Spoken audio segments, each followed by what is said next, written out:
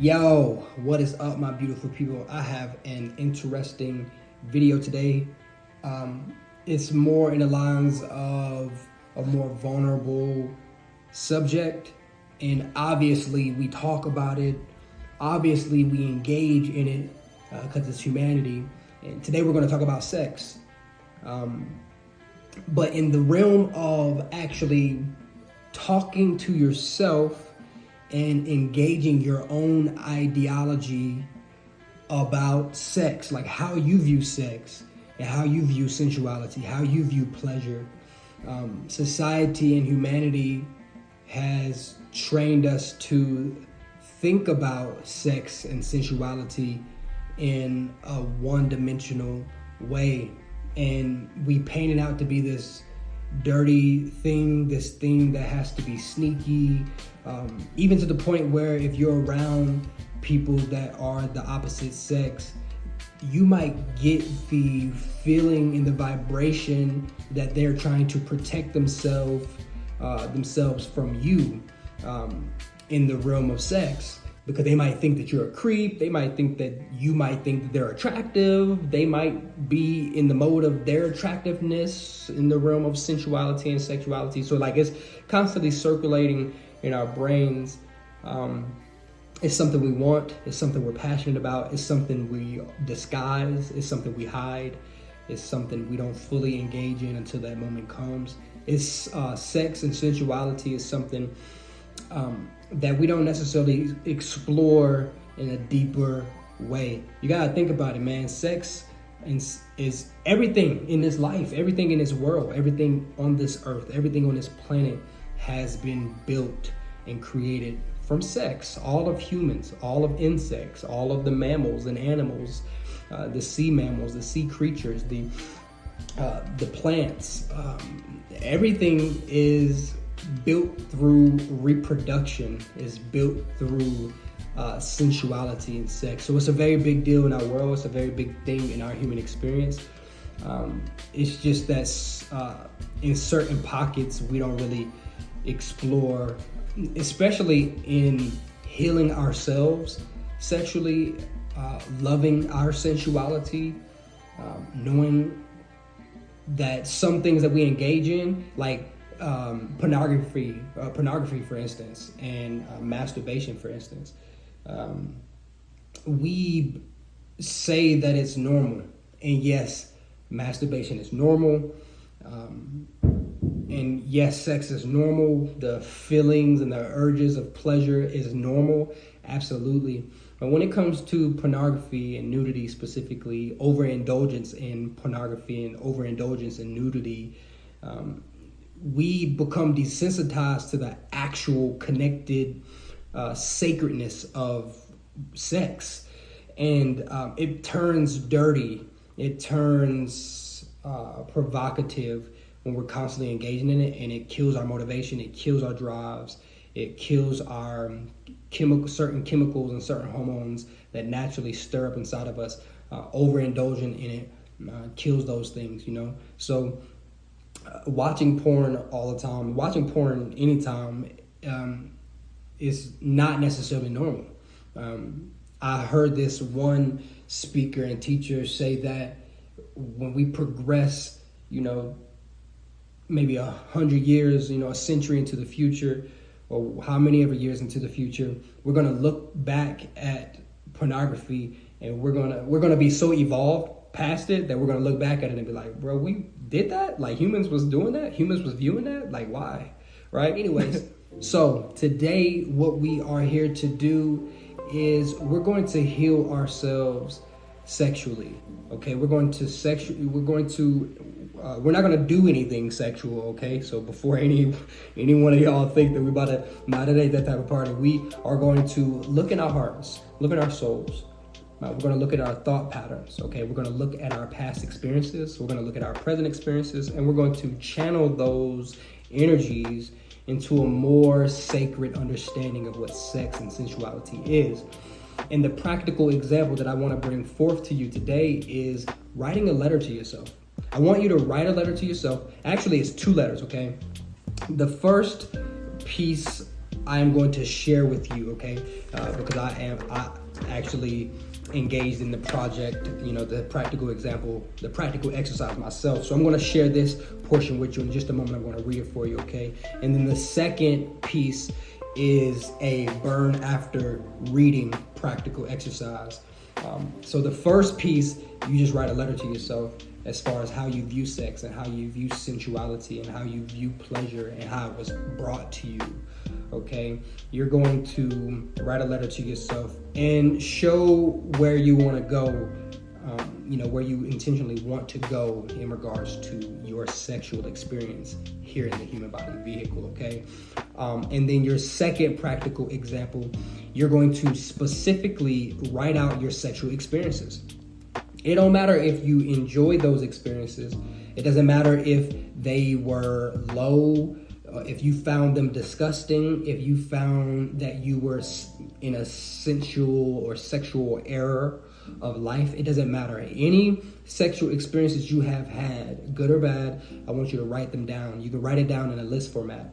That I'm not sharing with you, and you don't have to share that with anybody else either. That's why it's called a burn after reading exercise, okay? So you're going to write those experiences out, and you're going to read them to yourself, and then you're going to get a pail or a bucket, or you can step outside, wherever you can go to a safe location to burn this sheet of paper after you read it out loud to yourself, okay?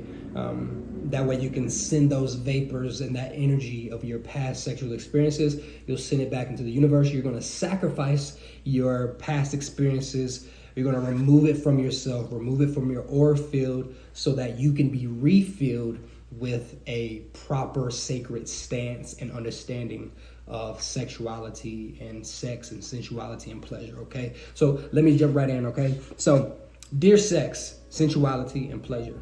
When we first met each other, I didn't know who or what you were. My misconception left me without boundaries as I explored how you made me feel. You were my drug. You were my sickness. You were my stronghold that placed restrictions on my mind and emotions. Today at age 30, November 22nd, 2021, I say no more. Okay, I take a stance and I say no more to this. I take my power back by forgiving every experience I've had with you. The creeping, the sneaking, the lowness, and the robbery of my vulnerable, creative, expressive self. I'm going to call you out by name and remove your lingering hooks. And that's what we're going to do with the burn after reading exercise. It's trippy how, and I know that life isn't all about me, okay? It's trippy how I arrived to this planet 30 years ago. And I started this journey with this misconception of sex and sensuality. And in this time of human history, we have complete access to sex and nudity whenever and however we want it. Because of the internet, because of porn, because of movies, because of music, right? And it further robs us, me specifically, I can only speak for myself, okay, my personal experience. It further robs me of my clarity and how I view women, okay? And it steals my drive at times. It steals my motivation and my focus at times. I care for you and I understand your magnificent power, but you make me sick at times.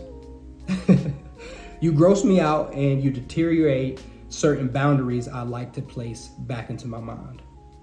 Okay, so that's my initial letter to sex and sensuality.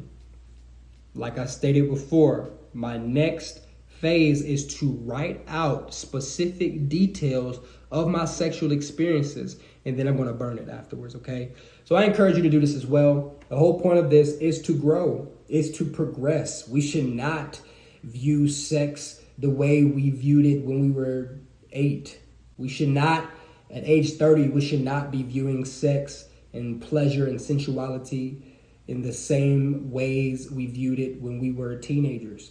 At age 30, we should not be viewing sex and sensuality and pleasure in the same aspect and realm that we did when we were in our 20s, exploring ourselves in college, exploring ourselves in young adulthood. At age 30, we should have a renewed sense of sensuality and pleasure. because for the next few decades, life is always profound and meaningful and intentional, right? Whatever we think about and feel about comes about, right?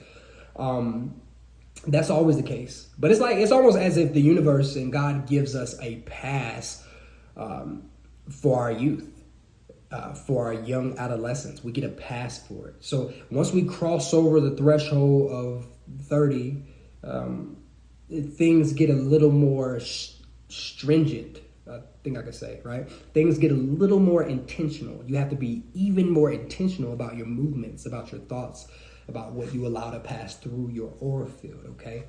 And so I say this to say, me at age 30, age 40, I shouldn't be thinking about sex and sensuality the way that I think about sex and sensuality that I used to think about when I was 30. At age 50, I shouldn't be thinking about it the way that I think about it when I was 40 or 30 or in my 20s or in my teenage years, right?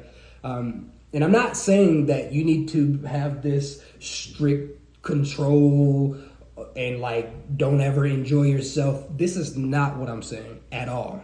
Sex feels good, pleasure feels good because it's supposed to feel good. It's one of the most beautiful gifts that we have here in the human body vehicle as we go through our earth journey, okay? So I'm not saying that you need to remove all of what you feel about sex and what you're attracted to, okay? I'm not saying that. What I am stating is that we need to have a more clarified aim and view on our personal sexuality and stance on pleasure, okay? Because it's more about emotional engagement. And I am not strongly engaged in my emotions all the time. I'm not. A lot of times I'm very heady. I'm very intellectual and analytical about certain things.